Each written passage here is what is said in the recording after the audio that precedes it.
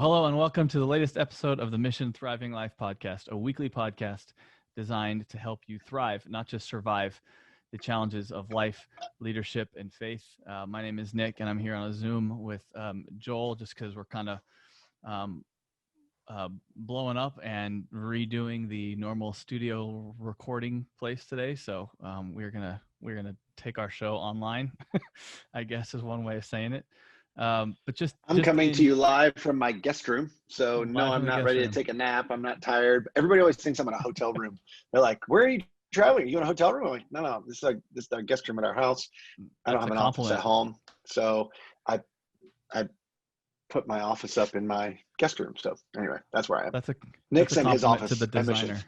Yeah, this is for those of you watching, this is my office and my trash can here behind me. That's appealing. Well, we're going to continue in our thread of really just kind of debriefing this series, heaven and hell and everything in between. I feel like every week we kind of go, gosh, there's just so much more. There's almost like 2 consecutive series that we can do. It's like what is said, and then like the post-game analysis. There's just so much to unpack. And so this week we had Steve Carter was with us on stage in a room with human beings, which he said was the first time in 5 years for him. So that was exciting. At Mission. Yeah, first time in 5 years at Mission. Yeah. And I want to give a shout out, just before we go any too further, to one of the unsung heroes of Sunday. Was our very own Ben Reed. He was obviously part of the message. He came up, lifted some weights. Those weren't fake weights, by the way. They were real.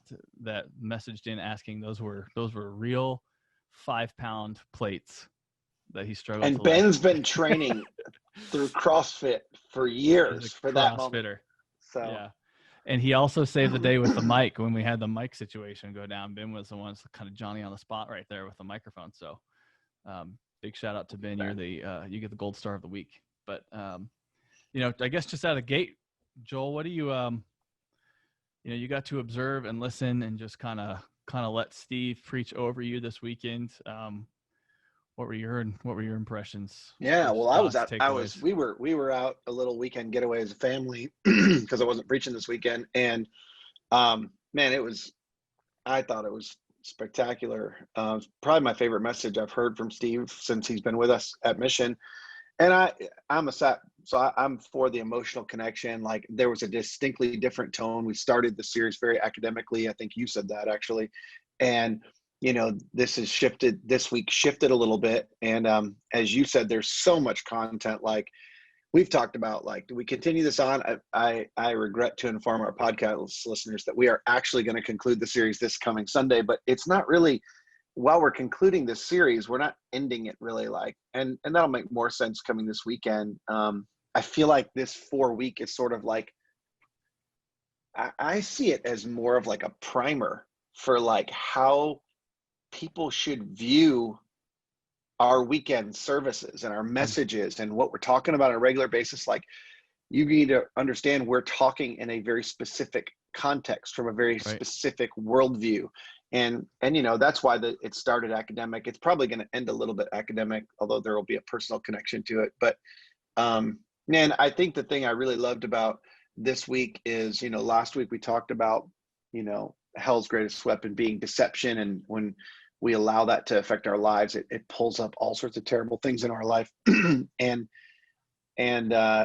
this week, Steve was talking about, sort of this. And as we mapped out the series, it was like, talking about the greatest weapons of heaven and hell is helpful because it helps us know what to watch out for, but also what to align our life with. And man, I just think Steve did a tremendous job capturing the power of forgiveness and why that is such a weapon and why it's freeing. It allows us to live light. It's all the things that Jesus said, come to me, my burden is light. My yoke is easy, my burden is light. Like, it's because of what he lifts off of us. And of course his personal story was a tremendous picture of that as well. I have to say this, and then I got a question for you. I always gauge by what I hear from people. Like, it's not necessarily that I think we got a bunch of like fantastic critics out there, although there are good critics, but we get good feedback sermons. It's just like, I'm always interested by what strikes people, like what really hits them. And the thing I heard from people and saw on social media more than anything else was people connected with this idea that forgiveness is a solo sport. Like is that the way he said it? He said something like that. Like, hey, forgiveness is a solo sport and reconciliation is a team sport. Like, you need this to do with two people, but like nobody's keeping you from playing the game of forgiveness, of like engaging in this activity of forgiveness, because it's a solo sport. Right. And I don't know. I wondered, what did you think about that? Have you ever heard that idea before? I'd heard that idea before. I actually can't say that I've ever sat through an entire sermon dedicated just to forgiveness, not in the, Christ forgiveness gospel sense of us, but, or, Christ, being forgiveness for us, but in the sense of like this is what like a deep teaching on this is what forgiveness is and why it's important for you as an individual and how you do it. So that was one thing that I've heard that sentiment before. I actually have had conversations with you about this in the past. Like the letting go side of forgiveness, and that is individual work. But I can't say that I've ever sat through or listened to a message like this one that is just a really solid teaching and application of forgiveness. So, all around there was a lot of like, this is one of those bookmark messages for me, like you listen to, you're like, I know I'm going to need this later. Like, this is one of those things where you learn it one time, you hear it, like, okay, good. And then boom, you like change your life.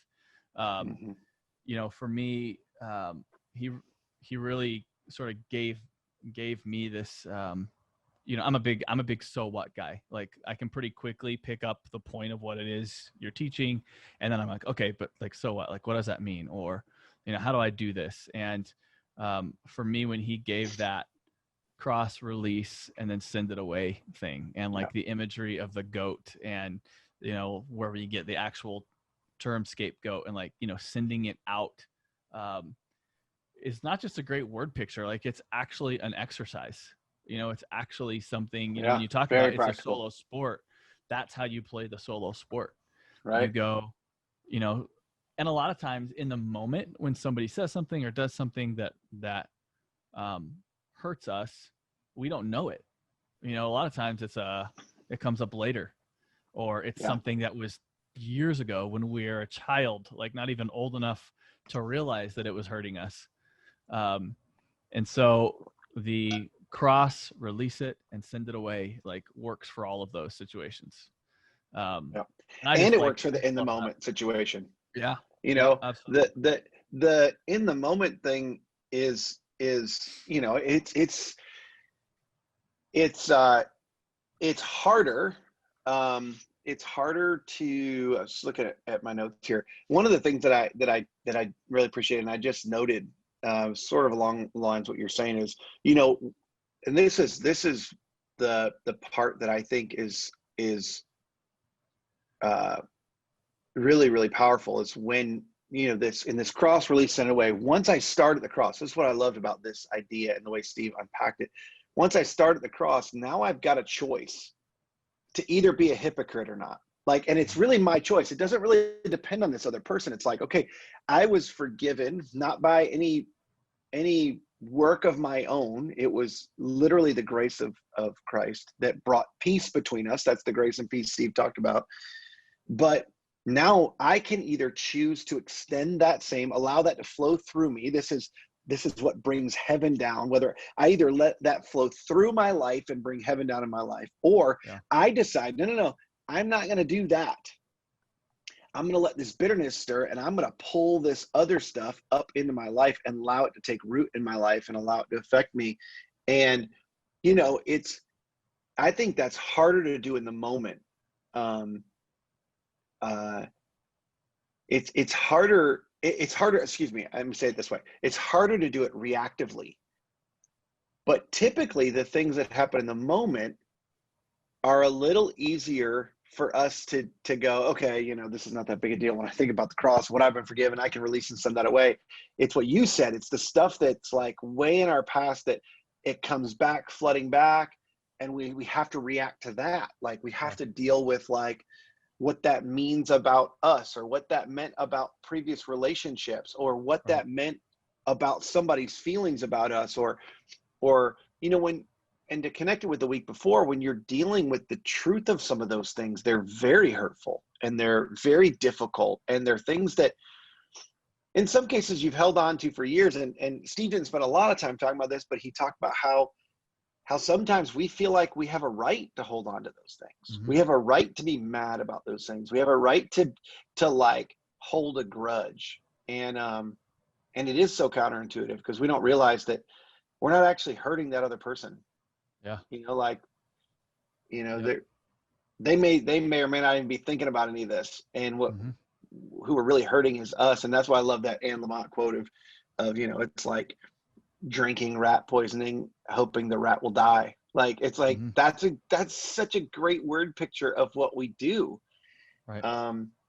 But that's one of the things I wanted to talk about is like, so what do you think makes it so difficult, to offer the forgiveness that we've been offered? Like, what makes that so hard? Yeah. It's a great question. Because most of us know we should do that, but we just don't do it. Yeah. Steve mentioned his conversation with his counselor friend, where his friend who's counselor in California said 75% of my clients are people dealing with forgiveness issues. And I felt that in a couple ways. One is somebody who is a fan of and recipient of counseling, and I'll get to that in a minute to answer your question, but also as somebody who works in a church, because he said if the local church can figure out how to teach counseling or teach forgiveness, yeah. and lead their people to being practitioners of forgiveness, I'll be out of a job. Yeah. And I just I felt the responsibility and the weight of that, personally. But to answer your question, I feel like forgiveness is like or bitterness, holding on to something, not forgiving somebody. It's like a security blanket. Yeah. And a lot of times it's easier, it feels easier at the time to just adapt and, move on. You and I had a conversation a few years ago where you used the example of like having a wound in your shoulder, and, you could just live with it and like over time have less mobility and not be able to like lay on it and sleep on it. And after a while, like you kind of realize a lot of like your movement and habits and going about your everyday life is affected by this thing, but it's also like out of sight in your mind. Whereas you could just go and get surgery done on your rotator cuff and get the thing fixed. It'll be painful for a short term while you get it fixed, but in the long term, you're going to be operating the way you're supposed to. And for me, I experienced that in counseling.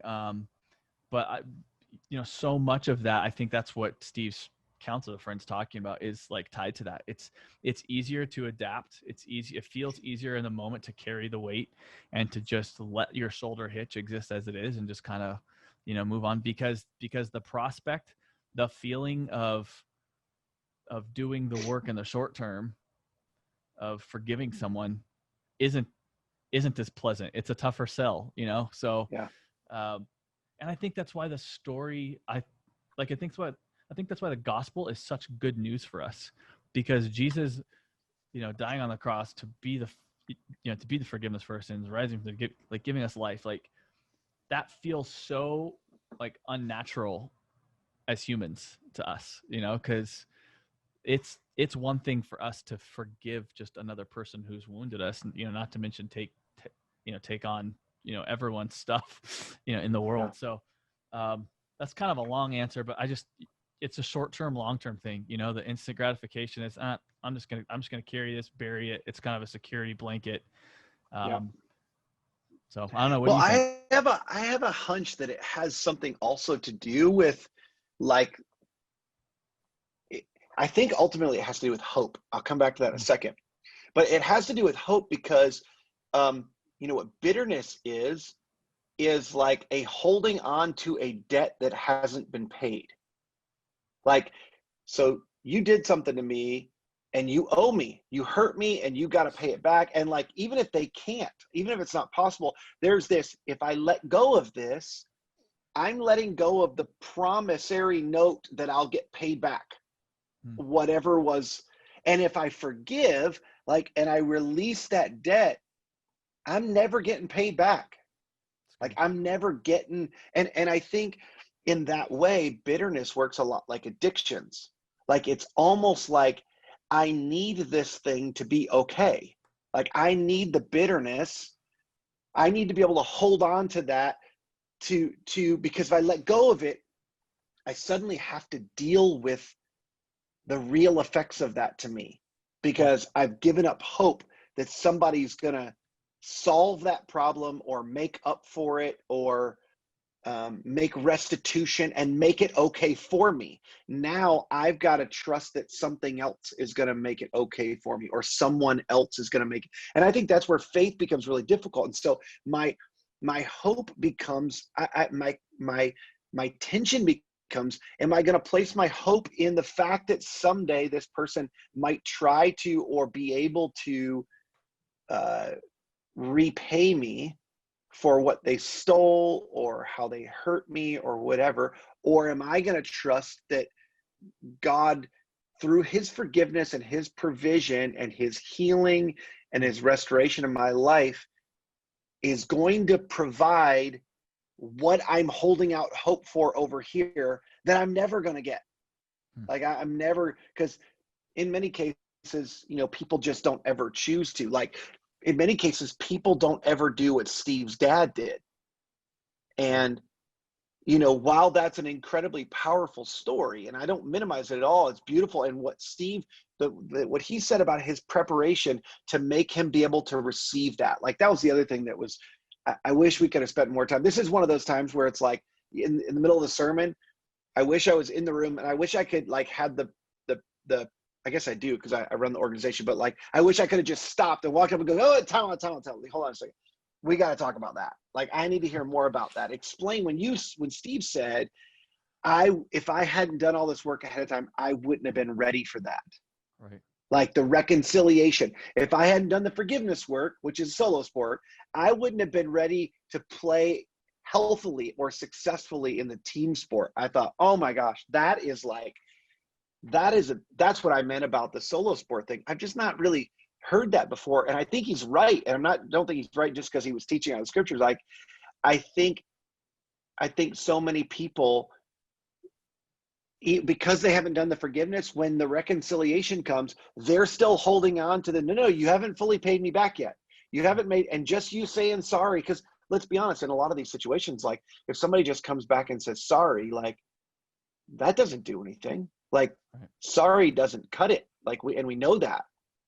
And it feels nice that somebody maybe owned what they did to us, or we charge interest on the debt, over yeah, time.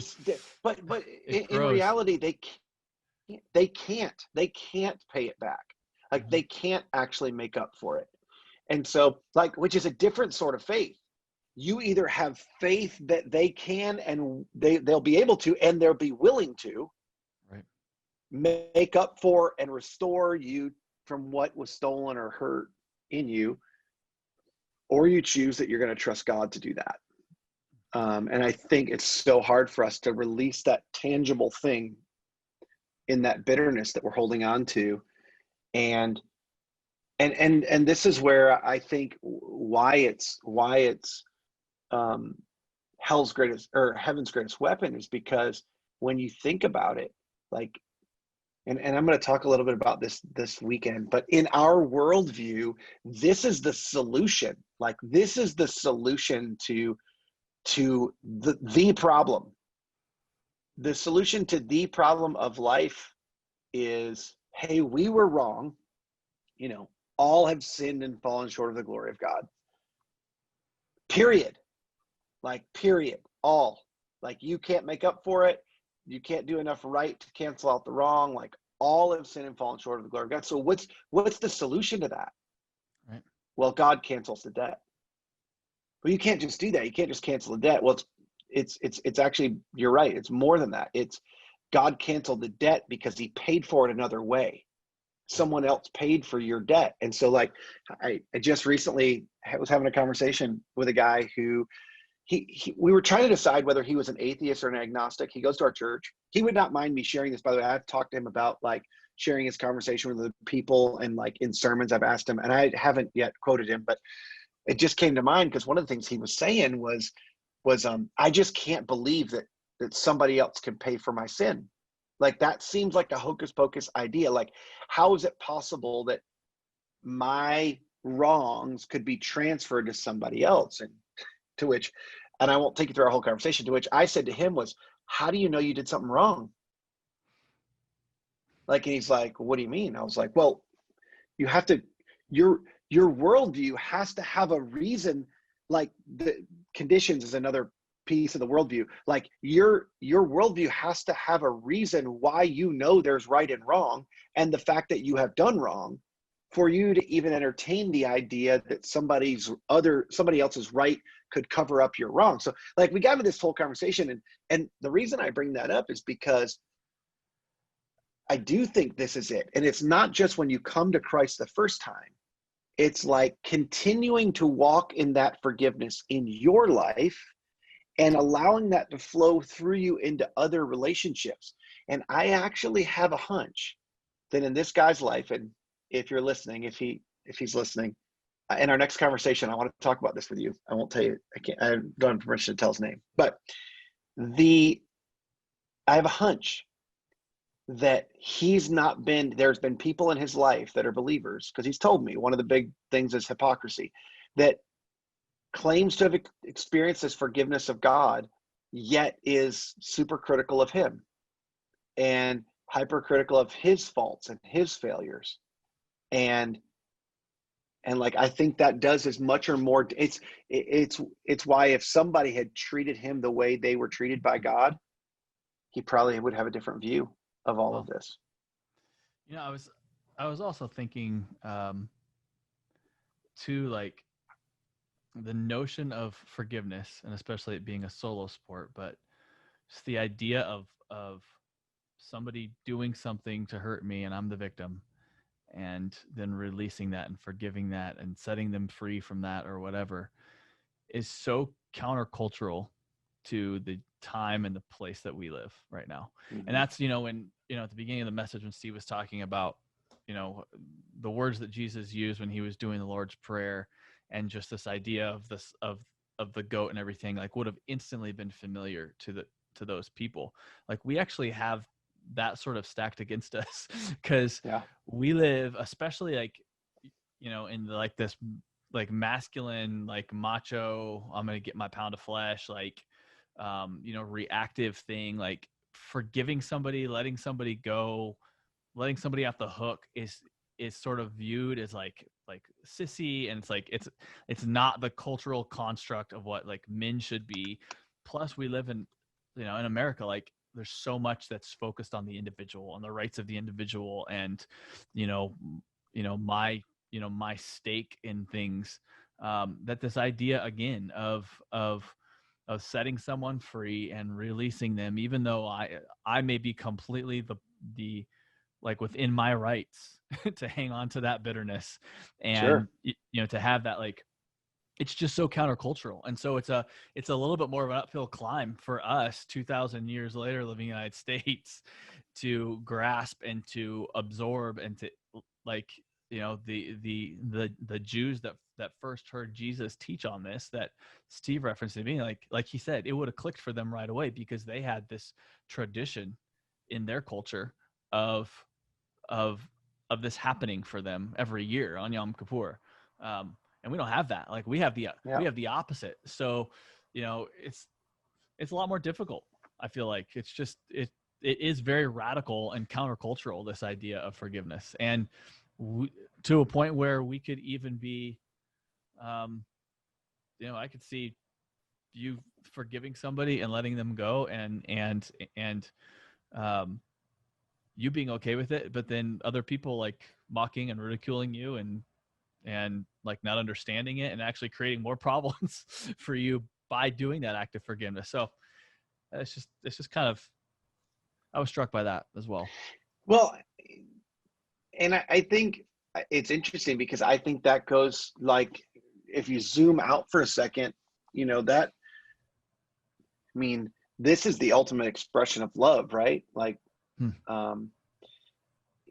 I always think about this because I feel like always, and as you were talking, I was looking something up because the mental gymnastics I try to learn. I learn by talking. You probably know this.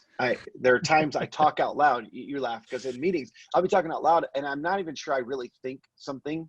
Like I'll just be thinking out loud and people will be like, okay, wait, is that a decision, or like, is that what you really think about that? And I'm like, no, I'm just trying to think. I don't know what I think about this, and I need to talk it out loud. And so that's what I'm going to do for just a second. But for me, usually all of these things come back to the great commandment, like the love the Lord your God with all your heart, soul, mind, because this is what we've been instructed to do as believers, right? We're to love God and to love others. But in the great commandment, it says to love the Lord your God with all your heart, soul, mind, and strength, and love your neighbor as yourself. Which in the order, it says love God, love others like you love yourself. So the actual order is really love God and love yourself so that you can love others. And I think when it comes to forgiveness, like, we love God out of response for what he's given to us in forgiveness. And we love ourselves by forgiving other people first, because that's how we love ourselves. Is by releasing this bitterness off ourselves and getting rid of all of this turmoil on the inside of us. And we love ourselves by forgiving. And then when we extend that forgiveness to other people, that's the way in which we love and we become an extension of heaven and bring heaven down into our life. And I can't remember exactly what you said. You said something that triggered that thought though. But like that's the thing for me, is I feel like, most of these things, when you think of them logically, and it always takes me a little bit of time to arrive at, but most of these things are connected. And, there's a reason when Jesus was asked, hey, well, what's the most important law, which was a trick question. When he's like, none of the ones you're thinking of, it's this one, this is a new command. Right. Like this is what's most important. And it's, his point was like, everything flows from this. Everything is connected to this. So in that thought, like there's a part of me that feels like when I'm thinking and you said this is one of those big, like, you don't listen to this one time, you have to come back to this over and over. And the reason I think that's true is because when you can connect something that closely to the great commandment of God, it's central to our faith. And it's central to the way we should operate our lives. It's central to our worldview. It's central to, practice. And like you said, like training people and being practitioners of our faith and equipping people. And it's why Steve's counselor friend said, look, if the church could connect people to why this is so important and teach them how to do it, like 75% of my clients would never walk through the door. And yeah, so I think it's because that all of those things are connected to this good news message. And, for God so loved the world. I mean, here we are back to John 3:16. For God so loved the world that he gave his one and only son. And because he did that, we can love one another. And the primary way in which we do that is we forgive one another. We're patient with one another. We bear one another's burdens. We're going to revisit a little bit of this in Colossians 3 this weekend. But so I get so and we'll wrap up here. I just get so I mean, this about me, like I jump to the big picture. Like I can take an individual concept like this of forgiveness and then go, okay, gosh, I get this, and get excited about it. And then I just go, but what if every person who claims to follow Jesus got this?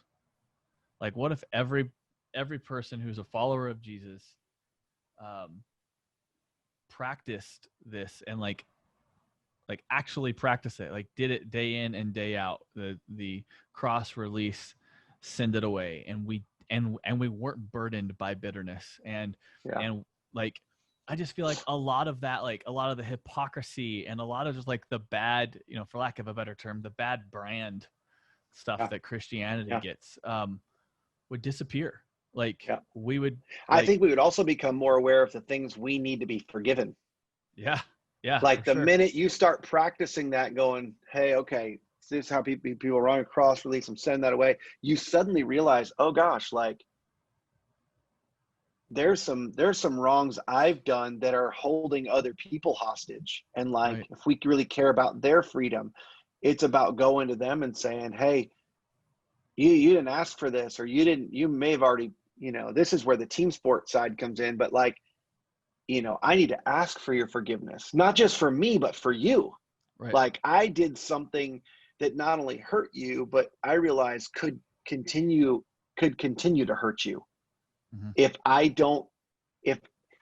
I'm not walking in this forgiveness and that freely flowing from me, I'm usually not a person that's going and asking for forgiveness and trying to reconcile, atonement, the idea of atonement, becoming one, being at one with other people in my life.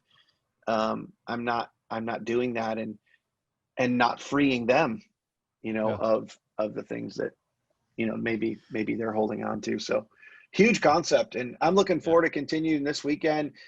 This weekend's going to be a little bit of a wrap of the series, but it's going to be a little bit of a fire hydrant too. I can't give you a full, rundown, but in short, don't miss this weekend. Speaking of being an equal opportunity offender, I'm going to do my best to allow the gospel, not me necessarily, to offend everybody that needs to be offended by it in the best possible way, and hoping that when we get to the end of it, it's beautiful. Like that offense is a beautiful thing. So that's great. I got my work cut out for me. Yeah, and I also just want to quickly point out that Steve confirmed one of my long-standing conspiracies, that In-N-Out intentionally pumps the smells coming out of their kitchen at like the freeways. I've long suspected that, and now I have an insider's word that it happens. that it actually happens. That like I felt so just like vindicated by that. So yeah, thank you. Of course thank you you, did, Steve. And In-N-Out's not the best burger on the market. They might be the most brilliant strategists, though. Yep, that could. Yeah, I'll give them that. But we can save the great burger debate for another podcast and invite some much more qualified guests on to sort that one out for us. Ooh, I'm not qualified. I'm not qualified. That's gonna have to be you hosting that. I don't know what you're if you're into burgers. Kenny Conley's the most qualified. I know exactly who I was thinking of. This guy goes on Kenny Connolly, for those of you still listening, goes on a burger crawl for his birthday. Like he is like, I'm gonna get. He's been on the hunt for the best burger. I mean, he's gone to the best burger joints in every state he's ever been in. So he's been on the best burger hunt for a long time. So he's a pro. All right. Well, on that note, I feel like I need to go get some lunch. Yeah. There we go. Thank you for tuning in and providing us with your feedback. I actually had a couple of you come up to me on Sunday and shake my hand and say, "Hey, loving the podcast. Keep it going." So that was really nice. Appreciate the encouragement. Feel free to continue to contact us and share the podcast. Leave your comments. Subscribe if you haven't already. And look forward to having you join us this weekend as we wrap up Heaven and Hell and everything in between. And we'll see you next week back here on the Mission Thriving Life podcast.